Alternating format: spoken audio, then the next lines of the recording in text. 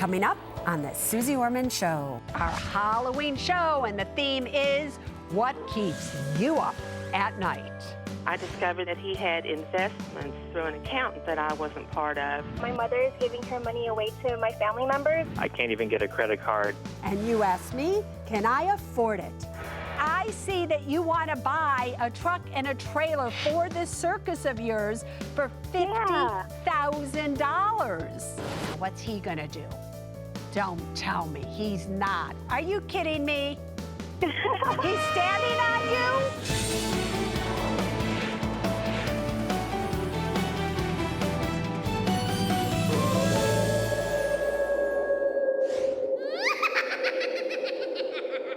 Hi, everybody. I'm Suze Orman, and you are watching the Suze Orman Show.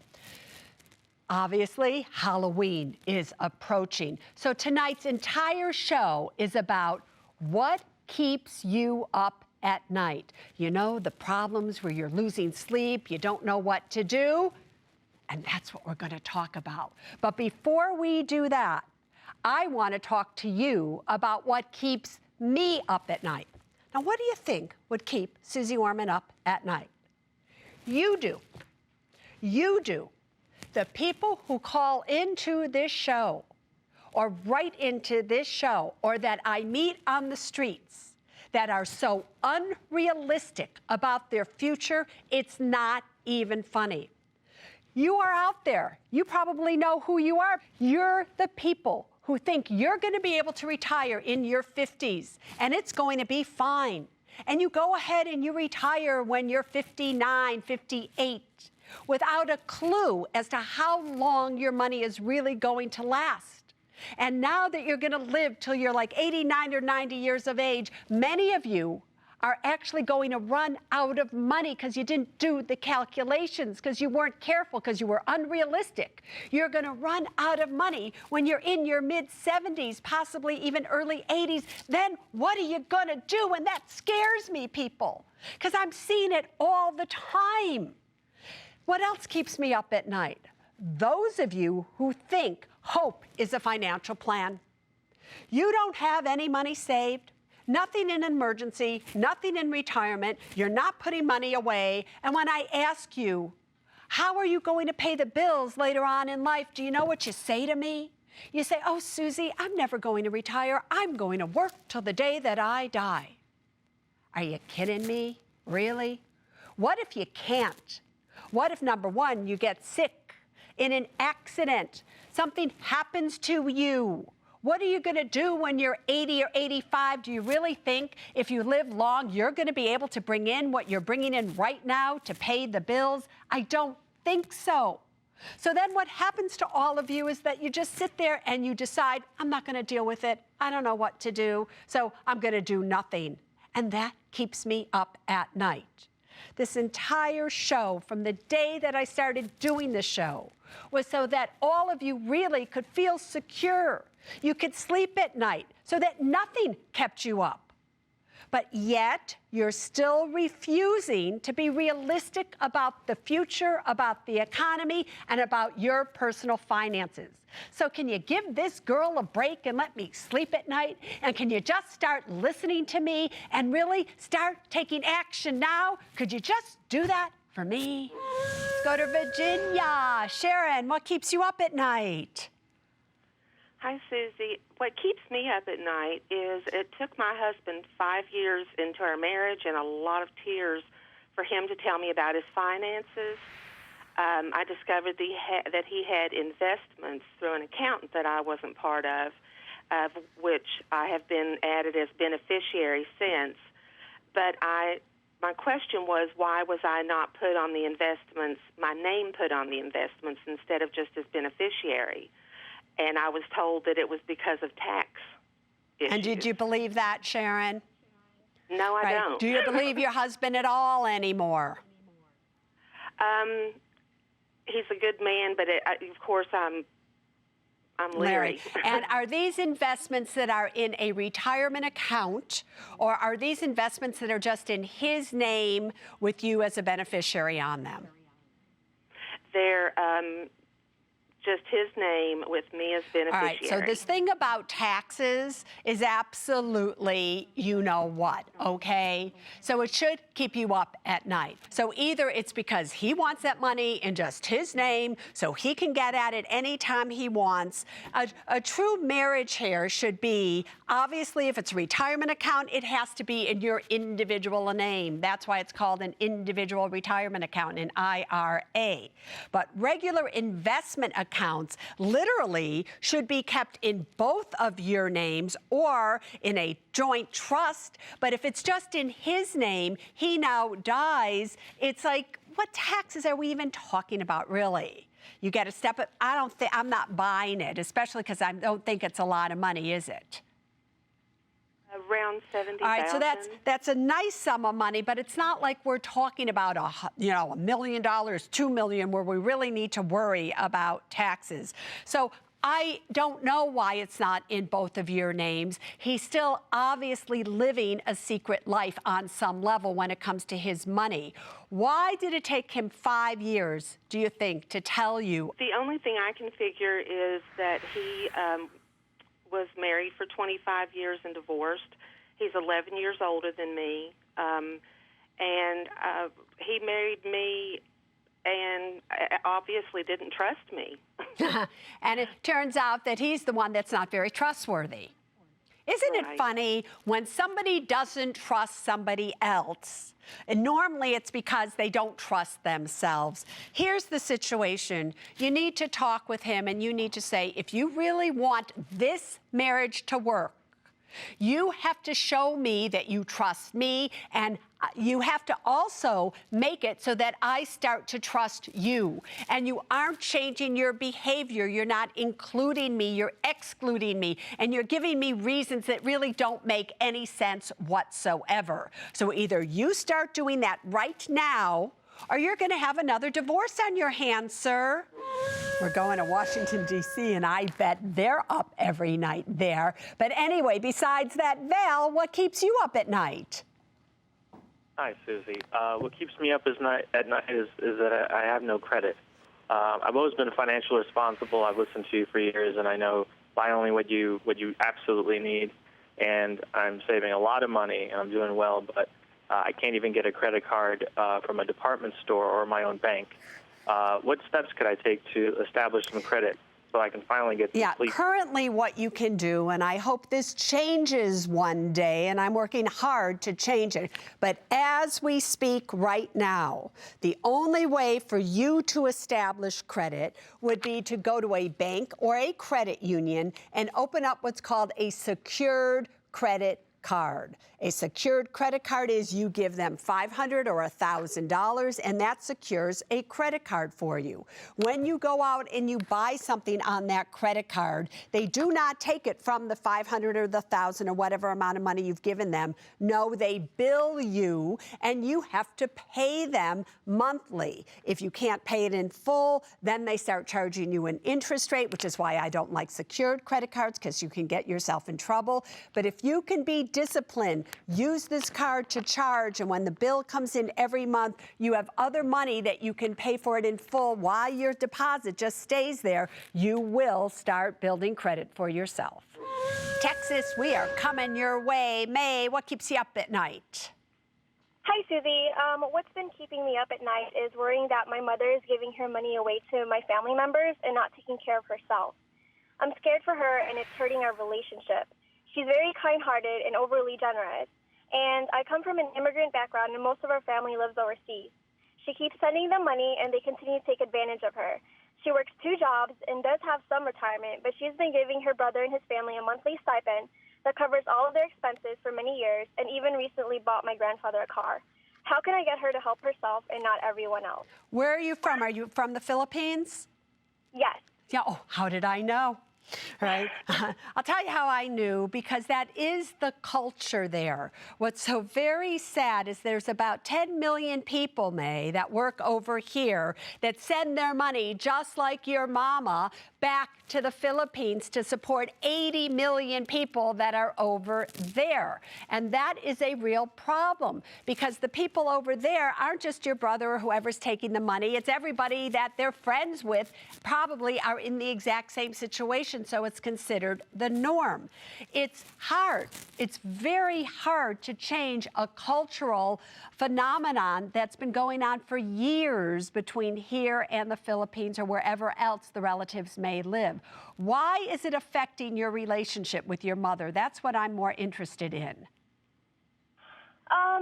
Well, after watching your show, I really agree with a lot of the things that you say. I give her advice about her money, like investing in an emergency fund, but she just seems to just kind of put it away because obviously she doesn't have enough money to do that because she's spending money for other people, and it's hurting our relationship because I feel a lot of anger about the situation. Sometimes I feel a lot of distrust towards her just because I feel like she's not trusting me and my advice. Yeah, May, I'm going to ask you to please don't feel that way about your mom. It's not that she's not trusting you. It's not that she's not trusting your advice. Suze Orman herself could be sitting with your mother, and it probably would not change her desire to want to help her children because it's so inbred within the culture. Am I making sense to you? Yes. And May, if you were over there and you didn't have money, she'd be sending money to you as well. So what's important is to change the dynamics, not by feeling mistrust, not by getting angry at her, but loving her through this situation and sitting down and saying, Mama, I get why you're doing this. Mama, I understand totally, but Mom, what's going to happen to you? And talk to her about her own future and who's going to take care of her. Maybe that will get her to realize it, but approaching it, Mom, you should do this with your money and that with your money, is never going to work. Usually it's not such a drain when we have a renter in there, which we, for the most part, have... No, you're not hearing me. You are losing even when it's rented. $700 Right. a month or $8,400 a year. Wow. And later, when wanting something, ask me, can I afford it? I would like to buy a Phillies fantasy camp. I don't know what goes on there, but $5,500, it better be really worth it.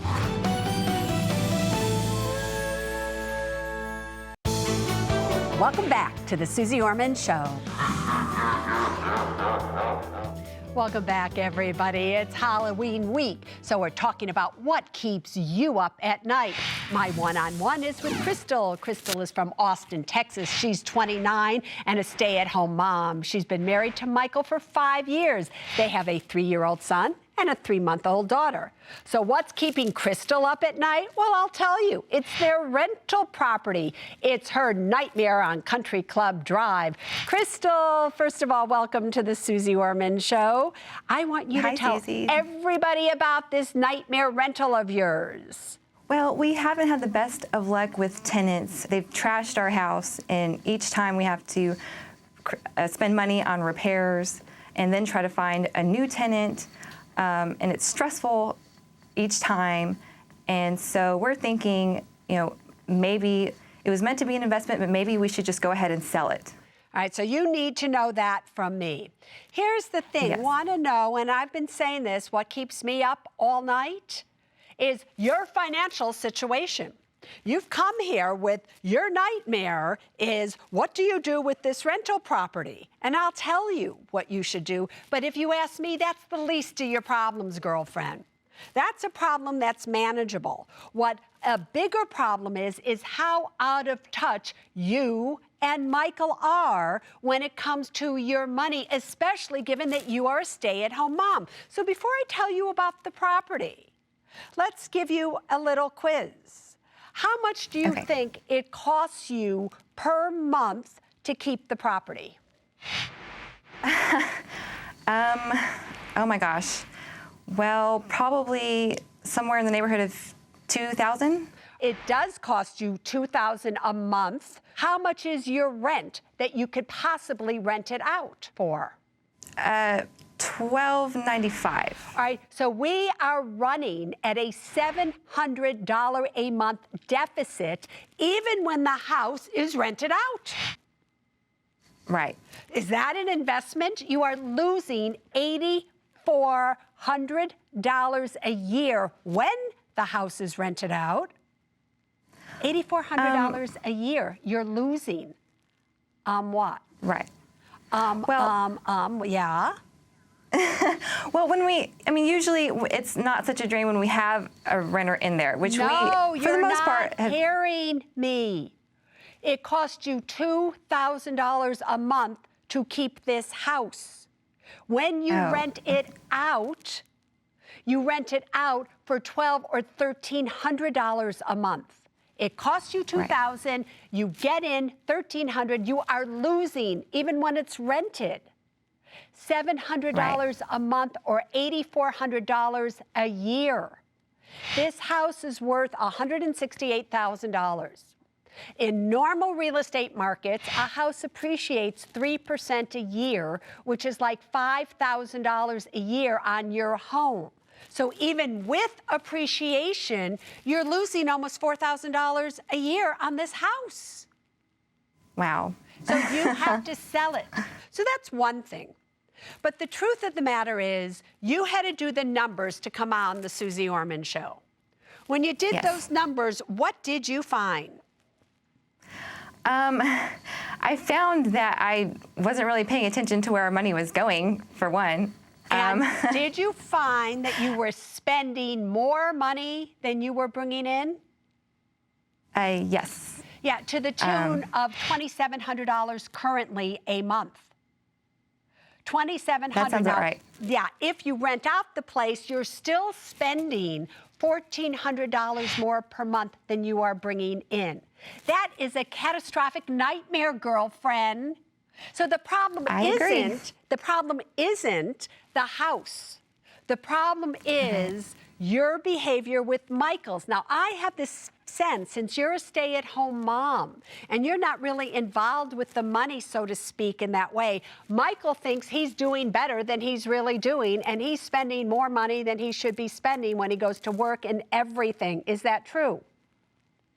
Yes. So, my dear Crystal, I'm going to have you look into your crystal ball. I'm going to have you right now look, starting right now, what your future is going to look like. So you're ready for this? Okay, I'm ready. Here is what you are going to do. The first thing you are going to do is you are going to sell that home. It makes absolutely no sense whatsoever for you to keep it. You're going to stop going out to eat and cut out $400 a month on restaurants because you currently cannot afford it. You're going to stop going on vacations, which average $400 a month, because why? You currently cannot afford it. Michael is going to stop putting $800 a month into his stock plan where he works, and that will give you enough money to do what? Open up an IRA for yourself where you are going to fund it to $400 or whatever the max is, $416 a month or $5,000 a year. You are going to start doing all of that. Michael is going to need to increase the term insurance that he has on himself because he is way underinsured. He has $500,000 right now of term insurance on him. He needs at least $2 million of 20-year level term insurance on him. You are going to have a conversation with him, and he's going to be doing the finances with you. And when you do all of these things, you know what's going to be so great, Crystal? What? Nothing's going to keep you up at night anymore. Up next, you can't afford to miss. Can I afford it? I would like to buy a golden doodle with my husband. My husband said I'm not allowed to get a dog unless it's approved by Suze Orman. That already tells me that your husband doesn't think you can afford it. Also, I see that you I see that you want to buy a truck and a trailer for this circus of yours for $50,000. I am willing to bend over backwards for any advice you might have for me and my darling husband and our dogs. Oh, that's good so far.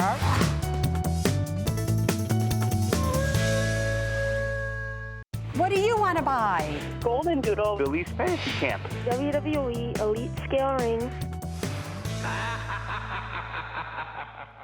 Welcome back, everybody. This is our Halloween show. We're talking about what keeps you up at night. And I can tell you, many of you lose sleep over deciding, should I buy it? Should I not buy it? Can I afford it? So this is the Can I Afford It segment. This is where you call in. You tell me what it is that you want to buy. And some of these things do also keep me up at night. I tell you if you can afford it or not. And then I can just pray that you listen to me. Are you ready? Jana, what do you want to buy? Hi, Jana. How are you? Hi. Oh, Susie, I'm doing so good. Thank you so much for speaking with me. I'm really excited, and I wanted to wish you a happy Halloween. Thank you, girlfriend. Now, my producers just told me that you do a very unusual occupation, that you're actually part of a circus, or you have a circus.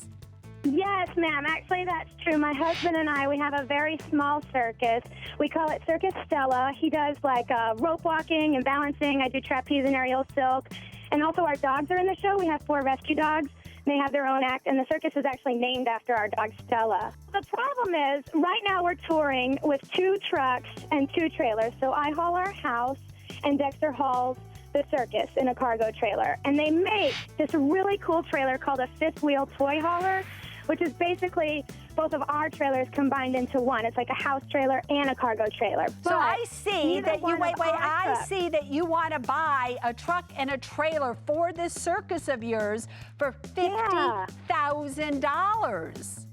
Yeah, it's a lot of money. It's a big purchase. I'm not sure how to go about it. I'm so grateful for your advice. But before you decide, we sent you in a video. We'd love if you watched it. All right, let me see. Come on. I am willing to bend over backwards for any advice you might have for me and my darling husband and our dogs.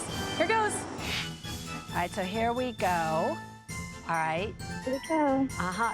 Oh, that's good so far. All right, so we're doing the back Thank you. bend. Don't tell me he's not. Are you kidding me? He's standing on you? Just a little bit, you know. Oh my God, he's not. Oh, don't do this. Oh, don't, Mike, don't do this. He is. Oh God, he didn't. Happy Halloween. Here's the thing. I love that you have a circus. And I love what you just showed me you can do. But now you have to show me the money. Go for it. Right. Okay. Well, I want to know if I can afford it all by myself. So my income is $3,208 a month. My expenses total to $2,594 a month. I have no debt except for my mortgage. I have $27,000 in savings, just like liquid money, and $12,000 in my retirement. How are you going to pay for this? Well, we're hoping to we have $10,000 to put down payment for both the truck and the trailer. We can trade in my truck, which is not worth a lot, maybe about $2,000, and we can trade in my trailer, which we've been told is worth about somewhere between $4,000 and $6,000. I'm going to go conservatively with $4,000 is what my trailer is worth. So we have some trade-ins, we have a down payment, and we were hoping to finance the rest of it. I'm not sure if I should get a loan or to refinance my house, and that's assuming I can even afford it. So here's the thing, right, is that I think you'll be more efficient because you have a lot of repairs on the stuff that you already have, because I looked at the money you spend on repairs. I'm approving you. And I do think you should finance it. I do not think you should do a home equity line of credit or anything on your home. Just finance it. You can afford it between you and your husband. I think you'll be just fine. And continue to entertain people throughout the entire United States. Girlfriend, Carrie, what do you want to buy? Hi, Susie. Happy Halloween. Thank you for taking my call. I would like to buy a golden doodle with my husband. We have been looking for golden doodles or labradoodles for the last year and a half, and we have come across a litter of puppies that are ready to be sold. So we have decided to call you. My husband said I'm not allowed to get a dog unless it's approved by Suze Orman. So that already that's why I'm tells calling. me that your husband doesn't think you can afford it, just so you know. So you, girlfriend, show me the money. All right. We have a combined income of $4,400. Yes. Our expenses are $2,462 a month. Yep. With $2,312 and $150 a month in savings. Yeah. Our debt is $192,000 for our home on a 30-year fixed mortgage at 3.74%. That's good. We have $35,000 in student loans at 5.2 to 5.6%. $3,000 in credit card debt at 7.24%. In our savings, we have $19,000 in liquid and $7,000 in retirement. Denied. Denied. That one wasn't even very scary at all, or I didn't even have to think about that one. First of all, you have credit card debt at 7.25%. We have student loan debt. We don't have enough in an emergency fund. Dogs can be expensive. Anything can go wrong. It's never just, can I afford to buy a dog? Can you afford to feed it? Take it to the vet if something happens to it. Simple. Denied one more time. Craig, what do you want to buy? Hi, Susie. Happy Halloween. Thank you, sir. I would like to buy a Phillies fantasy camp. A Philly fantasy camp. Oh, a baseball camp? Yes. Look at you. So what's with you men? You know, I've never had a woman call into the show and said she wanted to go to a baseball fantasy camp. But men all the time, and I even know them, they're my friends, they want to go to these camps. I don't know what goes on there, but $5,500, it better be really worth it. Show me the money. Give me a home run here, boyfriend. Okay. Our monthly income is $9,391. Great. Our expenses are $7,399. Yep. Our debt, we have one mortgage of $101,000 at a 20-year fix at 4.13%. Yeah. Our second one is $113,000, 15-year fix at 4.6%. Let me help you here. You're denied. I'm going to go right to this. You're denied. You have $23,000 liquid. I'm looking at it. $23,000 liquid. With your expenses, you need at least $63,000. You have $2,000 of credit card debt. You're not really saving enough. Let's have a financial fantasy. Rather than going to this baseball camp, let's hit it out of the ballpark with your money, boyfriend. All right, now it is time for Can I Afford It Junior. This is where somebody under the age of 16 calls in and they tell me what it is that they want to buy. Are you ready for this one? Let's see what we have. Antonio, how old are you and what do you want to buy? Hi, Susie. Thank you for taking my call. Anytime. I want to buy the WWE Elite Scale Ring, and it is $172. How big is it? Is it a real size ring? No, it's actually a replica of it. It's a replica, but it's big. Where are you going to keep this? In my room. In your room. And what are you going to do with it? I'm going to use it actually for display. And it's going to be, look at you. And so you're about 12 years old, right? Yes. And these belts that you have in your room, are they real? Where'd you get those? I got them at events. Did you spend a lot of money on those? Yes. You did? More than $172? Yes. Yes. And where'd you get the money for that? Gift cards. Gift cards from everybody else. So before you show me, first show me the money, and then I'll ask you my question. Show me your money, boyfriend. Okay. I have an income of $60 monthly allowance. Yep. I have no expenses. None. No debt. And in my savings, I have $2,598 in liquid and $12,000 in college fund. All right, so all you're asking me is, can you afford $172 from your liquid money? Yes. Correct. All right. Before I answer, I have a question. Do you think that ring is worth, that you want to buy, is worth $8,000? $8,000. Would you spend $8,000 on that ring? No. You wouldn't. Well, do you know that if you took that $172 and you put it away right now, when you were my age, you would have $8,000. Now, that's just with $172. Can you think about what you would have if you took the money you spent on those belts and you put them away? So before I give you my answer, do you still really want to buy it? Yes.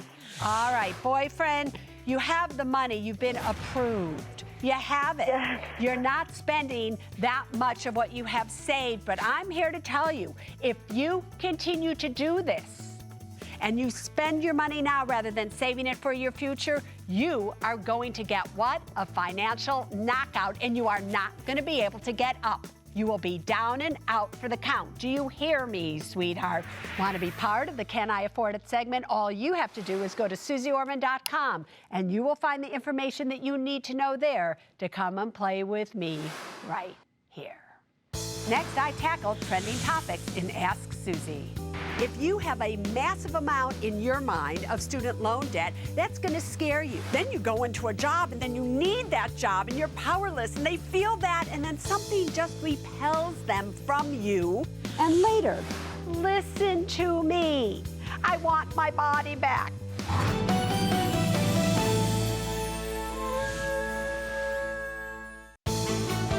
Welcome back to the Suze Orman Show. Welcome back, everybody. This show is all about what keeps you up at night. Now, let me tell you what keeps me up at night.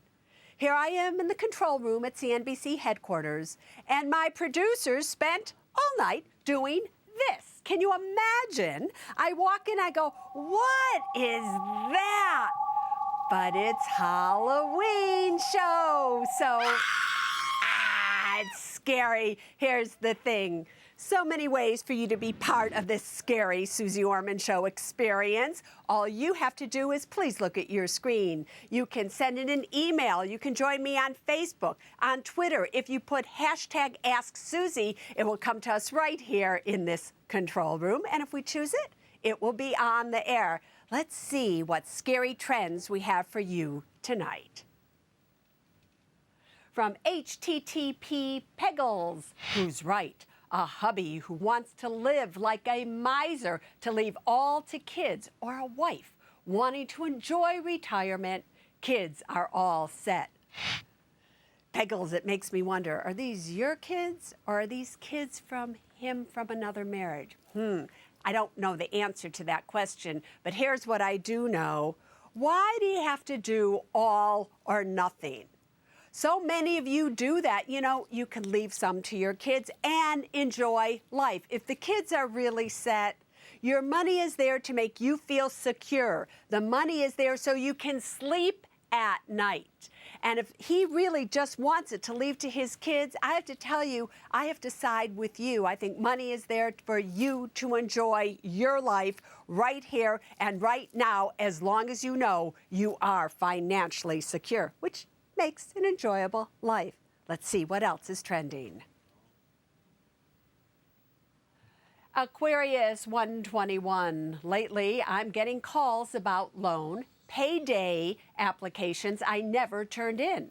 I placed a fraud alert on credit report. Anything else I should do?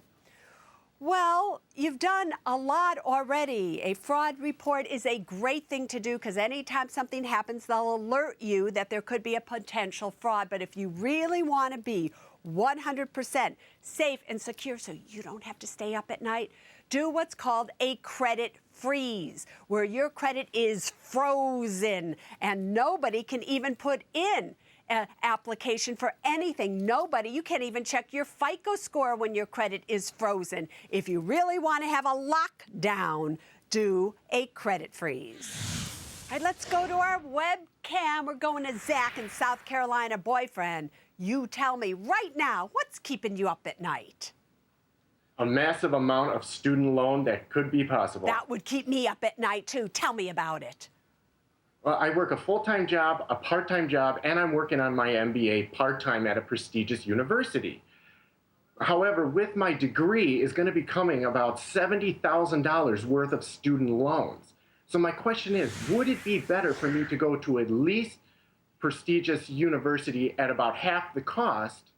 And does it even really matter anymore in the business world where you get your MBA from? Listen, it's my opinion that A degree doesn't make you, you make your degree. Somebody hires you not because you have a degree from a, quote, prestigious university. It's because you absolutely impress them with your own prestige of your capability of doing a job for them. If you have a massive amount in your mind of student loan debt, that's going to scare you. When that scares you, that renders you powerless. Then you go into a job and then you need that job and you're powerless and they feel that and then something just repels them from you because they can feel your fear.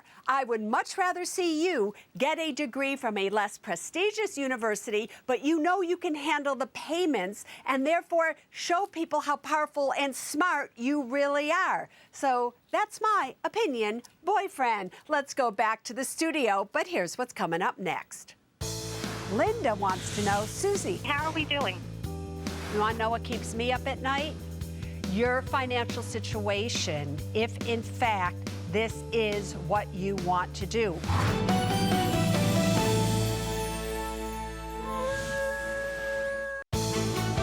Welcome back to the Suze Orman Show. Hi, Susie. My husband is 57 and I'm 55. What keeps me up at night is that I'm a type A worrier, and he's a no worries kind of guy. We need to find a balance in living for today against the stress about having enough for our future. Our goal is to retire at 62 and hopefully have enough to travel. I've always wanted to see Italy. Susie, how are we doing? Linda, is Italy in your future? Is it in your future? What do you think, girlfriend? Is it? I hope so, Suze Orman. You're my idol, so you tell me. All right, so if you were going to give yourself a grade on this scary show tonight, what grade would you give yourself? I would give us a C. You would give yourself a C. Let's see if I agree with you. But first, let's let everybody in on your financial situation. Linda is 55. Her husband, Neil, is 57. They have about $255,000 in retirement, $71,000 in an emergency fund, $150,000 in a land investment. Their current home value is $398,000. Please notice, everybody, that it is underwater. They owe $411,000 on it. They have total assets of $875,000 approximately, debt of $411,000. So they have a net worth in their 50s of about $464,000. Does that surprise you, disappoint you, please you? How do you feel about that? That's our reality, so we're standing in our truth, Susie. All right, does it scare you? Yes. All right, now let's see income versus expenses. Here we have monthly income, fabulous, of $10,659 a month.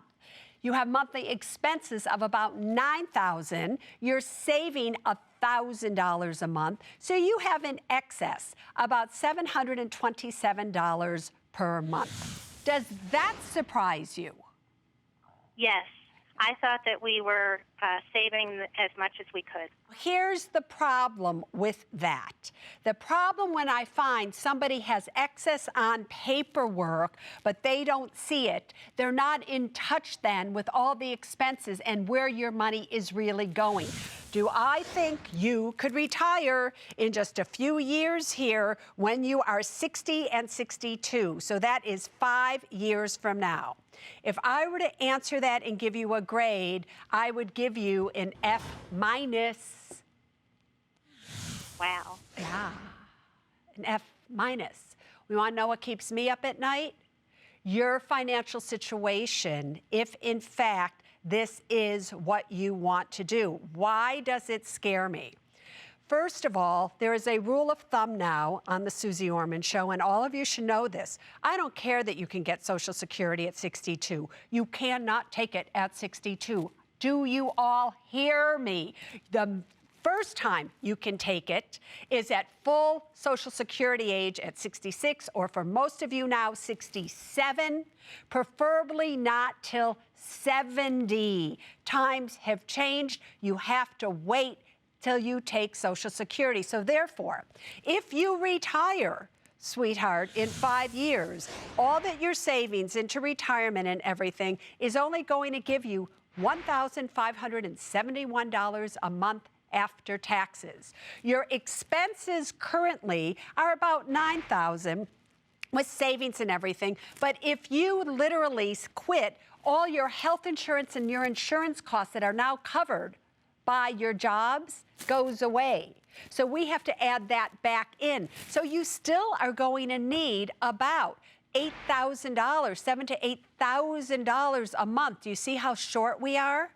Right. And so even if you pay off the mortgage on your home, your expenses only drop to $5,000 or $6,000 a month, and really $1,571 a month isn't going to make it in any case. So what is your way to an A?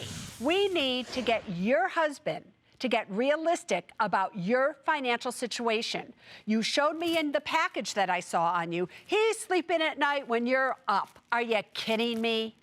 He's got to come to grips that right now he cannot just fritter money away. He cannot think everything is going to be okay, especially since you want to travel when you retire. So here is your plan. You're going to have to work till you're at least 67 and 70. Got that? You have to have your house paid for in full by the time you actually retire. You want to sell the land as soon as you can and pay off your mortgage with it. You're going to actually try to refinance the house that you currently have under HARP 2.0. I don't know if you'll be allowed to, but at least you have to try. You want to keep funding your retirement accounts to the max, and you have to save, save, save, spend less, make more, save, get realistic. That, girlfriend, will allow you to sleep at night. Up next, one more thing that I want you to know. I'm currently having an out-of-body experience.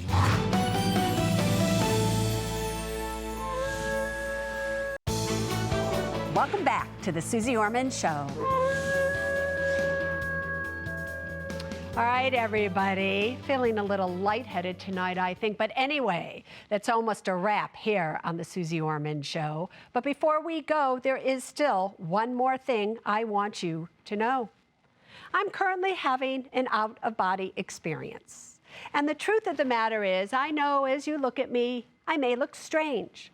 But as I look at most of you, I think you look strange as well, and let me tell you why. Because when it comes to your money, many of you are having out-of-body experiences. I started tonight's show talking to you all about what keeps me up at night. And what keeps me up at night, if you missed it, was how unrealistic many of you are about your future when it comes to money.